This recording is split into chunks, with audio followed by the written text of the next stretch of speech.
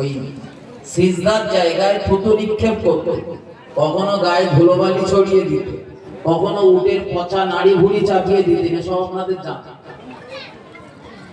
রাসূল করিম সাল্লাল্লাহু আলাইহি ওয়াসাল্লামকে এই উত্তম আদর্শ, এই আদর্শ থেকে সরানোর জন্য তাদের চক্রান্ত কম ছিল।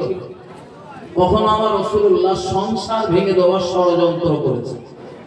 স্বামী আর স্ত্রীর ভিতর একটা মিল মহব্বত থাকে, আর রাসূল বলেছেন যে সংসারে স্বামী আর স্ত্রীর মিল মহব্বত রয়েছে, ওই ঘরটা হলো পৃথিবীর বুকে একটা ছোটখাটো জান্নাতের টুকরা।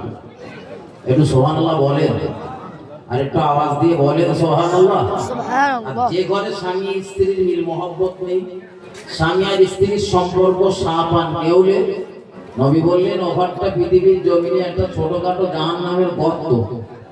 গাড়টা মিলিয়ে নেবেন কথাগুলো।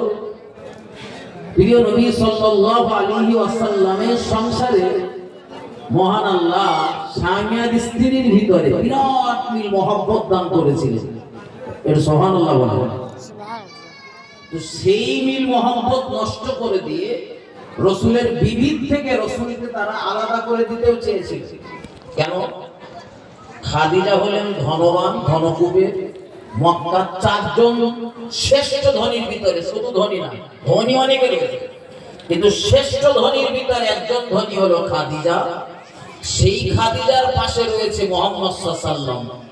আমরা যখনই মুহাম্মদ সাল্লাল্লাহু আলাইহি ওয়াসাল্লামকে কিছু বলছি, ধনবান খাদিজা সঙ্গে সঙ্গে বাধা দিচ্ছে। আর ধনীর সঙ্গে যদি কোনো মানুষ থাকে দেখবেন, বা ধনী ব্যক্তির বিরুদ্ধে সহজে মানুষ ঠোঙা চালায় না বা ঠোঁট করে না। ঠিক না বল কথা বলে? এটা বিচারশালী বলুন বা যে কোনো একটা কথাবার্তা বলুন, গরিব যদি একটা অন্যায় করে তা হাসি উত্তমান রেনে করে পারে, কার বলবানি আবার রাগ করবেন।